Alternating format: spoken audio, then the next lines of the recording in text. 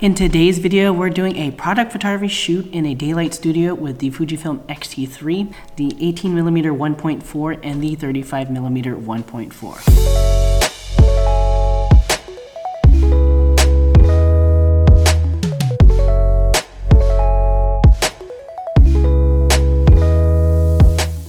So the goal of today's shoot is to create some product photography and social media content for a brand, Clever Supply Co. So they make awesome camera straps that are for any type of camera, and it actually uses the Peak Design anchor link so that you can have a versatile system but still have it look very stylish. So one key important thing before you do any type of product shoot or a shoot for a brand is to really understand the client's goals and the kind of end use that they're going to use the photos for. But I reached out to Todd, the owner of Clever Supply Co., and wanted to see what kind of things he wanted communicated about his products. Todd wanted to really make sure that the handmade leather camera straps communicated like a sense of comfort, utility, confidence to shoot, inspiration to go out and shoot, and also of course have a sense of style. What I'm going to be doing is photographing 4 different products. The first is the anchor strap, the second is the minimal anchor strap, and then we have the anchor wrist strap, and then the new slim anchor wrist strap. In order to kind of evoke a lifestyle, relatable approach to the photos, instead of doing it in kind of like a full-on photography studio, I wanted to go for a more comfortable feel, so I chose this daylight studio that has a lot of textures around, has a lot of large windows so that we can get a natural light feel and then kind of all the rustic textures that are inside the studio. And as a general game plan, what I'm gonna do is walk around the studio and kind of talk you guys through what I think different spaces that I'm gonna use, different textures that I'm gonna use, and then we're gonna go off and shoot. Okay, so when you first walk into the space, we see it's really nice, wide and open. The first thing you see is that we have the large windows in the back right here. Oh, this is a pretty interesting. So there's like this large swing chair that we may be able to use. I really like this metal kind of thing right here. It has a nice lot of rusted texture. Even, look at this. Even the edge of this window could be something that we can use.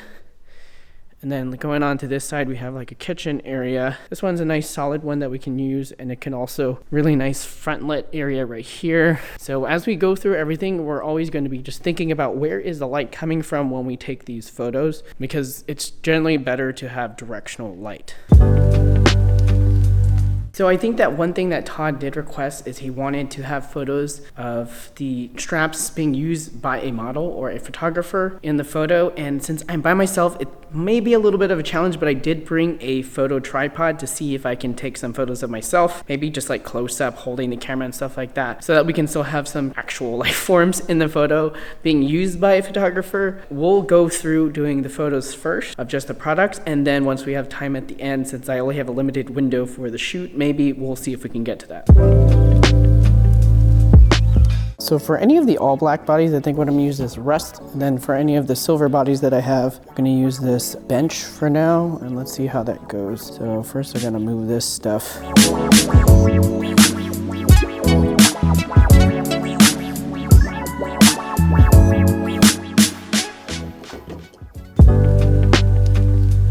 So I kind of paired each of these cameras with a different type of strap, just the ones that I thought would fit more in line with it. I'm starting off with the window to the right, side lighting the strap to accentuate the texture.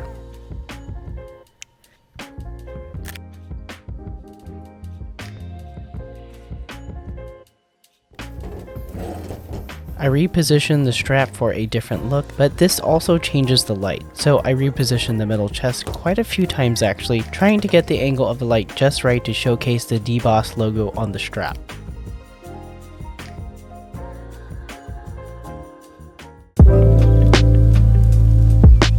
If you want to learn more about how I find and use directional light, check out my course, The Light and Lines Photography Bootcamp, linked down in the description below. And similar to moving the entire chest in relation to the light, I can also move the product itself, and moving the chest one more time to dial in the light perfectly.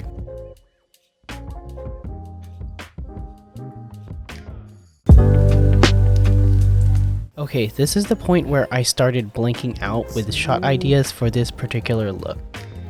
Alright, so I feel like I'm struggling a little bit creatively, but we'll keep pushing through. I think what I'm gonna do is I'm gonna switch to the 35mm 1.4 and see if having more of a flat perspective may help.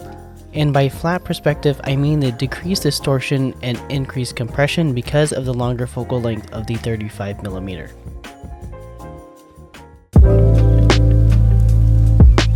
Here I decide to remove the strap from the camera and lay it out for a close-up detail of the Clever Supply Co. Fox logo.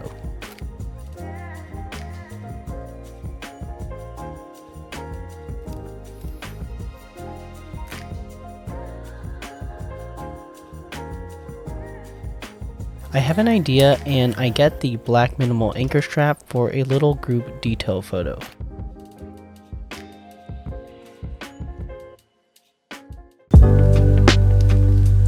I head over to the kitchen area to shoot on the counter, which contrasts with the black strap, black camera combination.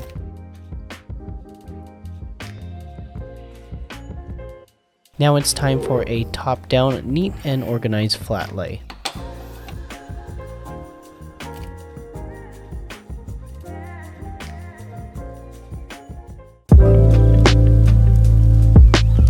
Okay, so for this next shot, I'm making kind of like a staged shot of myself, kind of like doing work. So let's just put all this stuff here, this. Then what I'm gonna do is have my film camera with all the film sticking out here. We're gonna need to use a tripod for this shot.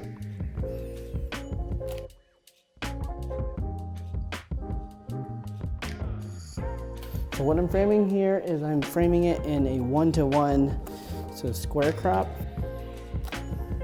I use a square crop to predict how it will look on the brand's Instagram. Also, the camera is set to interval timer mode in manual focus.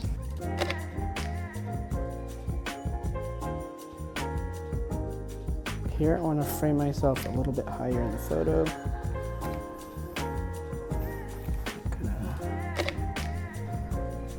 Here.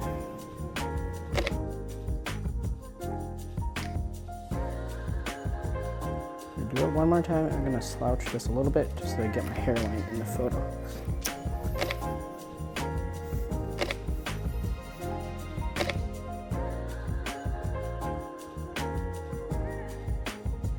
And I'm going to just try this same exact photo but with the 35.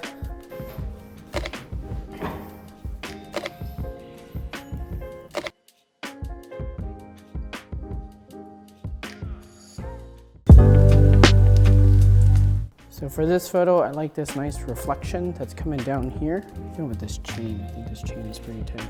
So we got texture, chains. So for this one, I gotta move the GoPro off.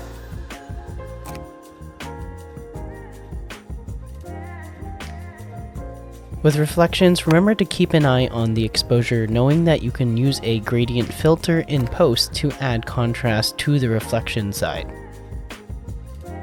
Now I'm switching to take a photo of the slim wrist strap against the wood grain of the bench.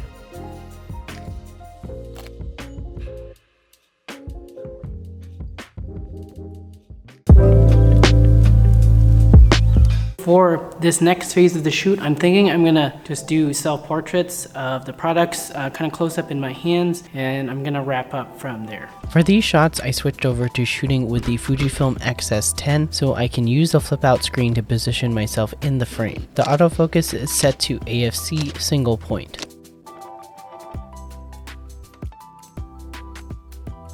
I also turn on pre-AF so it forces the camera to keep finding focus. Pro tip: use interval timer shooting instead of the self timer. It's a lot of trial and error and you will get some extra shots that you'll have to delete, but using interval timer shooting instead of self timer allows you to move around and try new poses without having to keep going back to the camera to turn on the self timer.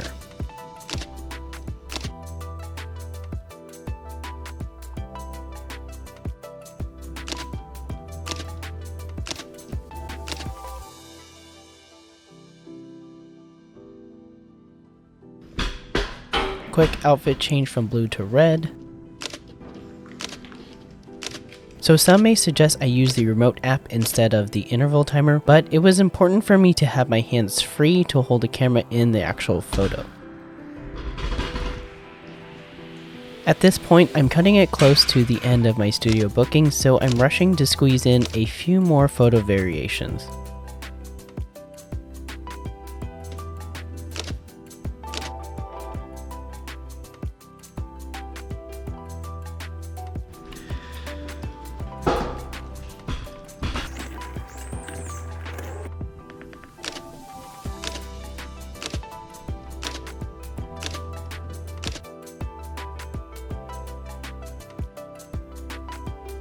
Moving the tripod a bit to change up the background to show more of the window on the side.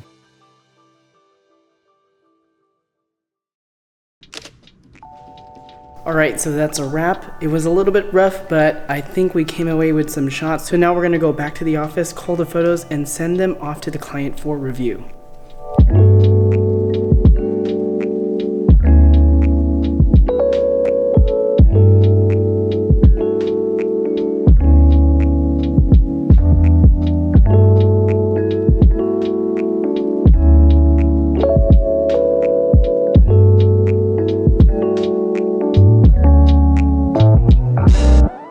After the photos are edited and exported, now it's time for me to send the JPEGs over to the client via WeTransfer portals. Portals ensures all client files are easily accessible in one central location. It's easier for the client and it's less work for me. It's as simple as creating a review, uploading the edited JPEGs,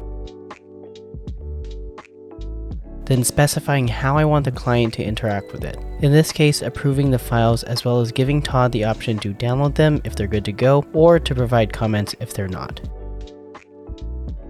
After he submits his review, I get a notification email so I can check out his feedback on a computer, or in this case, my phone. And having the comments linked to the individual files is such a time saver. It prevents that whole mess where I have to pull up one folder of images on one window, have an email open in another, and try to track down which photo goes with what comment. For this particular photo, Todd wasn't a fan of the chain in the foreground, so I'll have to check back to see if I have another option I can send him. If you want to try WeTransfer portals for your client workflow, check out the link in the video description to learn more. And with that, my name is Reggie Ballesteros. If you liked this video, please give it a like, and if you loved it, please consider subscribing for more Fujifilm or photography videos every single week. If that's too long for you, be sure to follow me on Instagram at ReggieBPhoto for new tips, tricks, and tutorials every single day. Alright, that's for me. Remember to get out, go shoot, and I'll catch you all in the next one.